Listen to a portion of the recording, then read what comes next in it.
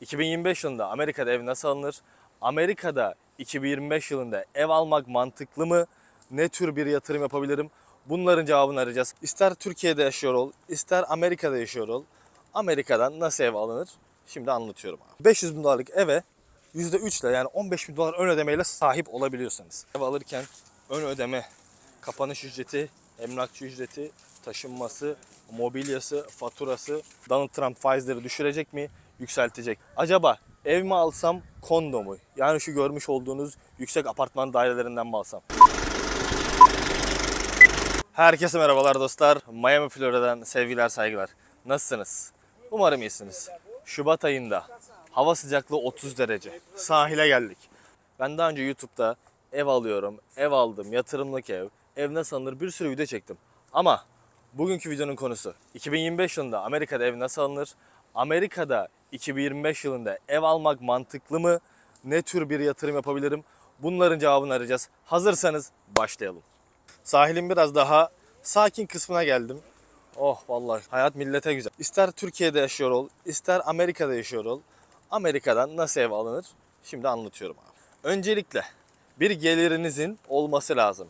Eğer ki aylık geliriniz, maaşınız yoksa cebinizde nakit paranızın olması lazım arkadaşlar. Malum hiçbir gelirin yok, hiçbir cebinde paran yok. Bu şekilde bir ev almanız mümkün değil. Ama ben sizin bir gelirinizin olduğunu varsayaraktan bu videoyu anlatacağım. Öncelikle Pre-Approval Letter denen bir mektup var. Bu bankanın size verdiği ve ne kadar krediye uygun olduğunuzun gösteren bir mektup. Bu arada cebinizde evi tamamen ödeyip alabileceğiniz bir nakit olmadığını varsayıyorum. Eğer ki varsa hiçbir sorununuz yok. Direkt evi al, kapat. Krediden bahsediyorum arkadaşlar. O ne lan? Masaj yapıyor. Bankaya, finansal bir kuruluşa gidip pre-approval letter alıyorsunuz. Bu pre-approval letter'da sizin maaşınıza, borç durumunuza, kredi puanınıza göre verilecek bu müşterimiz 500 bin dolarlık evi alabilir. Biz garantisini veriyoruz tarzında bir mektuptur. Arkadaşlar bu mektupta önemli bir iki noktaya bahsedeceğim. Hangi eyalette, hangi şehirde alacaksanız o çok önemli. Çünkü bu verilen mektupta size evin türünden de bahsediyorlar. Mesela eğer ki kondo, yani şu şekilde yüksek apartman dairesi alacaksanız biraz daha düşük kredi veriyorlar. Çünkü bunların zaten hali hazırda yüksek aidatları mevcut. Ama siz müstakil ev alacaksanız veya düşük aidatlı bir ev alacaksanız o zaman size daha yüksek kredi çıkacaktır. Ayrıca bulunduğunuz eyalet neden önemli? Çünkü o pre-approval letter'da sizin bulunduğunuz şehrin, eyaletin durumuna göre sigortası ve evin vergisi de önemli olacaktır. Pre-approval letter alırken arkadaşlar cebinizde bir paranın olduğunu varsayıyorum. Yani diyorsunuz ki benim cebimde 50 bin dolar var. Size buna göre bir pre-approval letter verecekler. Yani bir onay mektubu verecekler. Amerika'da yaşayanlar için %3, %5'e kadar FHA denen, First Time Home Buyer denen bir mortgage durum var arkadaşlar. Yani 500 bin dolarlık eve %3 ile yani 15 bin dolar ön ödemeyle sahip olabiliyorsanız. Ama genelde önerilen %20 ön ödeme vermektir. Yani 500 bin dolarlık eve 100 bin dolar ön ödemeyle almak en temizidir. Fakat ilk defa ev alan bir insansanız FHA denen bu mortgage kredisini öneririm. Bir de hiç bahsedilmeyen nedense son anda ortaya çıkan bir ücretten bahsetmek istiyorum. Bu ücretin adı closing fee, kapanış ücreti. Bir nevi evrak ücreti, kağıt kürek ücreti gibi düşünebilirsiniz. Evrak ücreti neden önemli? Çünkü sizin getirdiğiniz ödeme var ya, 50 bin dolar ortaya getiriyorsunuz ya, adamlar sonradan diyorlar ki 50 bin dolarlık parayı getirdin. Hani senin kafanda 50 bin dolar ben ön ödeme kullanacağım diye düşünüyorsun ama şöyle oluyor. Aldığınız eve göre %2, %3 bir kapanış ücreti oluyor. Hani 300 bin dolarlık ev alırsan belki 8-10 bin dolarlık bir kapanış ücreti olacak. Bu durumda senin getirdiğin 50 bin dolarlık ön ödemenin 40 bin doları eve gidecek. 10 bin doları belge ücreti olarak kullanılacaktır. Bu bir yere yapılan bir yatırım değil. Yarın öbür gün sizin cebinize tekrardan gelecek bir para değil. Bir nevi hava ücreti gibi düşünebilirsiniz. Bunu belirtmek istedim. Çünkü senin cebinde 50 bin dolar varken sen 50 bin dolar ön ödeme vermiş olmayacaksın. Belki 35 bin dolar ön ödeme vermiş olacaksın. Onay mektubu ve kapanış ücretlerini anladığımıza göre ne yapacağız şimdi? Biz bunları aldık bankamızdan. Bir emlakçıyla iletişime geçmenizi öneririm. Eğer ki ilk defa ev alacaksanız kesinlikle bir emlakçıyla birlikte alın. Şu anda emlak ücretlerinin kuralları biraz değişti. Onlardan bahsedeceğim. Evvelden yıllar boyunca hep Amerika'da satıcı emlak ücretlerini ödüyor arkadaşlar. Türkiye'de garip bir şekilde alıcıdan bunlar alınmaya çalışıyor ama bence mantıklı olan para kazanan taraf kimse emlakçı ücretlerini onların ödemesidir. Bence mantıklı olan bu. Ama Türkiye'de garip bir olay var. Alıcıdan ve satıcıdan alınabiliyor. Bazen direkt alıcıya kilitliyorlar bunu. Amerika'da daha geçen seneye kadar hep satıcı öderdi. Ama şu anda şöyle bir madde kondu. Alıcı ön ödemeyi getirecek. Yani 35 bin dolar, 50 bin dolar parayı getirdin. Closing cost'u getireceksin, kapanış ücreti 10 bin dolar, 15 bin dolar. Bir de emlakçı ücretini getireceksin. Masaya artık emlakçılarla imzalı şekilde çalışılıyor. Yani evvelden ya biz bir ev bakalım ya, bakalım kardeşim tadında çalışırken artık siz benim emlakçımsınız. Bakın size 10 bin dolar veya işte evin %2,5'u kadar, 3'ü kadar ödeyeceğim şeklinde alıcının temini olmak zorunda. Fakat pratiğe dönünce hala %90-95 satıcı ödüyor. Bazı evlerin çok hızlı satıldığı şehirlerde, mesela New York'ta, New Jersey'de, eyaletli şehir diyelim, Kaliforniya'nın bazı şehirlerinde, belki Miami'de olabilir, pazarlık söz konusu olabiliyor. Satıcı diyor ki alıcının emlakçısını alıcı öder, satıcının emlakçısını da satıcı öder diyebiliyor. Ama genelde satıcının ödediğini belirtmek istiyorum. Her neyse, eğer ki alıcıysanız bu parayı da getirmeniz gerekiyor. Konuştuğum emlakçılar %90, %95 hala satıcıların tüm emlak ücretlerini üstlendiğinden bahsediyorlar. Ama en baştaki kontratta alıcı olarak bunu sizin göstermeniz gerekecektir. Hani senin tanıdık emlakçın vardır, abindir, dayındır. O zaman adam belki imzalamadan sana yardımcı olacaktır. Ama bir Amerikalı'ya çalışıyorsanız muhtemelen size bunu imzalatacaktır. Emlakçımızı da veya emlak danışmanımızı da bulduğumuza göre. Peki bunu nasıl bulacağız derseniz arkadaşlar, realtorlar genelde tavsiye usulü çalışırlar. Hani birisi ev almıştır, tanıdığın bir eşin, dostun. Ona sorarsın ya işte sen kimle ev aldın? Hangi emlak danışmanıyla tanıştın? Buna göre genelde tavsiye usulü çalışırlar. Benim çalıştığım bir emlakçı Ahmet Uysal abi vardı. Kendisine selam olsun. Bana çok dostluk yaptı, abilik yaptı. Eğer ki kendisiyle iletişime geçmek isterseniz bana mesaj atın. Ben size kendisinin iletişim bilgilerini yazarım. Geldik şimdi ev bakmaya. Redfin, Zillow, Realtor.com, bunlar hep Amerika'da ev bakabileceğiniz siteler. Yani Türkiye'deki sahibinden.com diye. Ama emin olun Amerika'da çok daha detaylı bu işler. Yani öyle vergisinden tut o alanın, arsanın parseline kadar. Eğer ki 2-3 kapılı bir evse kaça kiralandığına, işte evin klimanın yaşına, çatının yaşına. Çatı önemli. Bunlara kadar bu sitelerde gözükebiliyor. Fakat bazı gözükmeyen bilgiler oluyor. Bu bilgilerde MLS, MLS denen bir emlakçıların kullandığı bir veri tabanı var. Bunlara senin benim gibi normal insanlar ulaşamıyor. Senelik bir ücreti var. Belki senelik ücreti 1000 dolar falandır. Bunlar emlakçıların ulaşabildiği bir sistem. Ve çok daha fazla detay mevcut burada. Mesela şu eve bakıyorsun. Camlar fırtınaya dayanıklı mı? Şimdi bazı arkadaşlar camdır abi ne olacak deyip geçebilir ama fırtınaya dayanıklıysa şu camların tanesi 1000 dolar arkadaşlar. Mesela bu MLS.com'da var. Ama senin baktığın Redfin'de muhtemelen yok. Dostlar, öncelikle nasıl bir ev istediğinizi kafanızda kurun. Kaç odalı, kaç banyolu, metrekaresi nasıl olsun, garajı olsun mu, olmasın mı, odaların dizilimi nasıl olmalı, mahalle nerede, semt neresi, köşedeki ev mi olsun, ortadaki ev mi olsun. Bunların hepsiyle birlikte web sitesinden, ister Redfin'den, ister Realtor, yani bir emlakçı ile birlikte çalışıp bulduktan sonra arıyorsunuz abi karşı tarafı.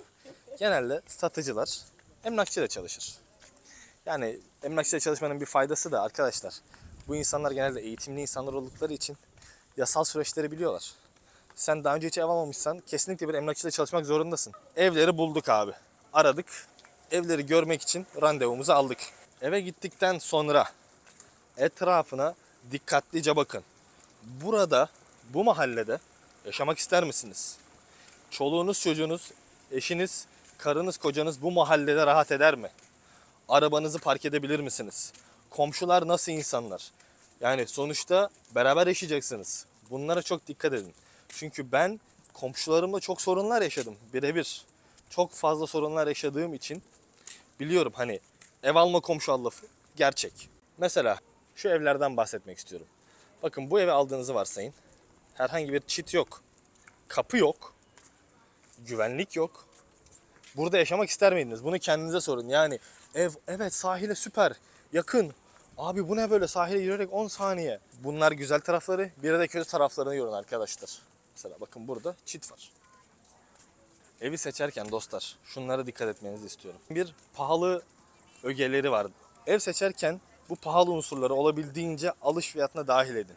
Yani mesela bu pahalı unsurlar: çatı, evin kliması, mutfak dizaynı, kanalizasyon giderleri, zemini. Arkadaşlar zemini, hele bu Florida'da yağmur yağıyor, sel geliyor, evin zemini iyi olmak zorunda. Şimdi neden bunları diyorum biliyor musun? Mesela eve gittin abi, evin duvarlarının boyasının rengini beğenmedin. Boya yapmak çok kolay bir şey. Eğer ki kendin yapmayı bilmiyorsan 2-3 bin dolara halledersin. Ama evin kliması kötü soğutuyorsa, o klimayı tekrardan yaptırmak istersen 10 bin dolar. Evin kanalizasyonlarında bir sorun mevcutsa bu kanalizasyonu düzeltmek, tamir ettirmek 20-30 bin dolar olabilir. Ama sen eve gittin abi, işte evin etrafındaki şu peyzajı beğenmedin. Abi peyzaj kolay bir şey ya. Anladın mı? Olabildiğince, hani zaten ev almak çok pahalı bir işlem olduğu için bu ana unsurları fiyata dahil et. Alacağın evde tuvaletinde sorun olmasın. Çatısı yeni olsun. Klimasında sorun olmasın. Buz gibi soğutsun. Şunu söylemek istiyorum. Eğer ki bunlarda bir sorun varsa en azından eve alırken yarın öbür gün bunların bir sorun çıkartabileceğini bil. Zaten ev alırken ön ödeme, kapanış ücreti, emlakçı ücreti, taşınması, mobilyası, faturası, belki nereden baksan 50 bin dolar, 100 bin dolar, 200 bin dolar harcıyorsun. Şimdi bu kadar para harcadıktan sonra klima sorun çıkartırsa, ne bağırıyorsun lan? Eğer ki 200 bin dolar, 100 bin dolar, 50 bin dolar harcadıktan sonra gidip de 10 bin dolar daha klima parası vermek istemeyeceksin. Zaten genelde çoğu insan ev aldıktan sonra cebinde zırnık kalmıyor. Evimizi de beğendik. Bu sefer teklif göndermece olayı var. Evimizi beğendik. Listeleme fiyatı 400 bin dolarmış. Peki evin değeri gerçekten 400 bin dolar mı? Bu konuda da bir realtor'a ihtiyacınız olacaktır. Neden? Çünkü onların MLS sisteminde bu evin aşağı yukarı tahmini değeri görünüyor. Fakat devamında eve yapılmış olan masraflar var değil mi? Mesela adam evi boyattı. Koyacaksın artı 2-3 bin dolar. Klima yeni yaptırmış. Şimdi bu MLS bir web sitesi olduğu için klimanın yeni takıldığını bilmeyecek arkadaşlar. 400 bin dolar evin üstüne 8 bin dolarlık klima koyulduysa o evin değeri belki şu anda 410 bin dolar. Anladın mı? Burada bir realtor yardımı gerekiyor. Bu tahmini fiyat olayı Redfin'de de var, Zillow'da da var. Ama en garantisi, en düzgünü MLS'te. Ve devamında bir realtor'la birlikte çalışırsanız evin gerçekten değerinin kaç olduğunu daha iyi anlarsınız. Tamam, evin değerini bulduk abi. Bulunduğumuz şehre, eyalete göre bir teklif vereceğiz. Tekliften kastım şu: eğer ki sen mesela şu anda bazı şehirlerde emlak fiyatları düşüyor. Eğer ki bu şehirlerden birindeysen daha düşük teklif verebilirsin. Ve bu şekilde evi daha ucuza alırsın. Neden? Çünkü zaten çok fazla insan almak istemiyor. Texas eyaleti bunlardan bir tanesi. İnsanlar artık ev almak istemiyor Texas'ta. Dedik ki abi ya, dedik biz marketin, piyasanın yavaş olduğu bir yerdeyiz. 400 bin dolarlık eve 375 bin dolar verelim. 375 bin artı emlakçı ücretlerinde satıcı öder. Böyle 3-5 tane teklif vereceksiniz arkadaşlar. Kimisi ilkinde kabul olur, kimisi 5 tane eve teklif verir, 5.'si kabul olur. Aynı evde olabilir, farklı evde olabilir. Hani sen bir 375 teklif edersin, adamlar der ki 390 olur.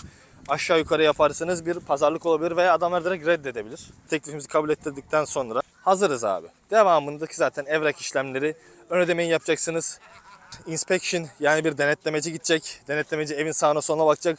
Eğer ki evde yanlış bir şey çıkar, tekrardan bir pazarlık olayı olabilir. Dersiniz ki evin kliması eskiymiş, biz 5.000 dolar indirim istiyoruz. Karşı taraf okey diyebilir, hayır diyebilir. Burada sizin hem pazarlık yeteneğiniz hem marketi, piyasayı bilmeniz önemli. Bir şekilde orta yol bulunacak ve ev alınacak. Evet arkadaşlar, hayırlı olsun, evimizi aldık. Peki şundan bahsetmek istiyorum. Şu anda 2025 yılında Amerika'da ev almak mantıklı mı? Donald Trump faizleri düşürecek mi? Yükseltecek. Acaba ev mi alsam, kondo mu? Yani şu görmüş olduğunuz yüksek apartman dairelerinden mi alsam? Gelelim şimdi bu soruların cevaplarına. Şu anda mortgage faiz oranları 6,5'larda. Bir sene önceye kadar 7,5'lardaydı. Yani 1 puan düştü. 1 puan düşmesi hani böyle o süper aşırı bir şey değil ama düşüyor trendinde olması çok önemli. Peki bu neye işaret? Alıcılar için daha fazla kredi çıkacak. Faiz oranları düşük olduğu için. Fakat alıcılar arasında rekabete de sebep olabilir. Özellikle mesela New Jersey'de evler hala listing price'ının, yani piyasaya sunulan fiyatından çok daha yükseğe gidiyor. Neden? Çünkü aynı evi almaya çalışan 5 kişi birden var. Adamlar 700 binlik eve 800 bin dolar verip alıyorlar. Dostlar, faiz oranlarını size uygulamalı anlatabilmek için örnek bir ev seçtim. Fiyatımız 500 bin dolar. Ön ödeme olarak bu eve 100 bin dolar verdiğimizi varsayın. Geriye 400 bin dolar borcumuz kalıyor. Bunu da mortgage'la alıyoruz. Faiz oranımız 6.5. Aylık ödememiz 2923 dolar oluyor. Bunu 30 sene boyunca ödeyeceğiz. Ödediğimiz faiz 510 bin dolar oluyor. 30 sene boyunca toplam ödediğimiz faiz. Ama düşünün, faiz oranı bir tık düşerse, 6.5'tan 6'ya gerilerse aylık ödememiz 2793 dolara düşecek ve 30 sene boyunca ödediğimiz faiz de 463 bin dolar olacak. Yani yarım puan düşmesi bile 30 senelik mortgage ömrü boyunca bize 46 bin dolar kazandıracak. Faiz oranları işte bu kadar önemli. Donald Trump faizleri belki 0.25, belki 0.5 daha bu sene düşürecek. Bu emlak piyasasında aşırı bir hızlanmaya sebep vermeyecektir arkadaşlar. Hala emlak piyasası yavaş olacaktır. Fakat şundan bahsedeceğim. 2-3 sene önce ev fiyatları aşırı yükselirken, faizler %3-4 civarındayken bazı arkadaşlar dedi ki abi faizler çok daha yükselecek, %7, %8 olacak. Bu durumda ev fiyatları hop çakılacak, yarıya düşecek diyorlardı. Evet, şu anda o faizler 2 katına çıktı ama ev fiyatları çakılmadı arkadaşlar. Ev fiyatları aynı kaldı. Yani o zaman almış olsaydınız çok daha ucuzdan alacaksınız çünkü faiz oranınız düşük olacaktı. Aynı ev şu anda hala aynı para, hatta belki biraz yükselmiş durumda. Ve faiz oranları 2 katına çıktığı için ödemeniz şu anda 2 katı. Peki piyasa düşecek mi? 2008 krizi yaşanmayacak. Faizler de düşmeyecek. Peki şimdi ev almalı mıyım yoksa kiralamaya devam mı etmeliyim? Dostlar, kiralamanın kendine has güzellikleri var. Kiraladığınız zaman evin hiçbir şekilde sigortasından, vergisinden sorumlu değilsiniz. Evin içinde herhangi bir boru patladığı zaman ev sahibini arayacaksınız. Siz çünkü kiracısınız. Kiralamak bazı insanlarca parayı çöpe atmak gibi görülüyor. Asla öyle değil arkadaşlar. Yeri geldiği zaman 2.000 dolar, 3.000 dolar, 5.000 dolar, 10.000 dolar tamir paralarını kim veriyor? Siz mi veriyorsunuz, ev sahibi mi veriyor? Bunları düşününce arkadaşlar kiralamak kısa dönemde yaşayacağınız bir yer için mantıklı. Ama siz abi ben bu eyalette, bu şehirde 10 sene yaşarım. Çoluğum çocuğum burada yaşar. Odalarımı kiraya veririm. Arkadaşlarla eş dostla takılırız diyorsanız, herhangi bir şekilde taşınma derdiniz yoksa, ev almak yatırımdır.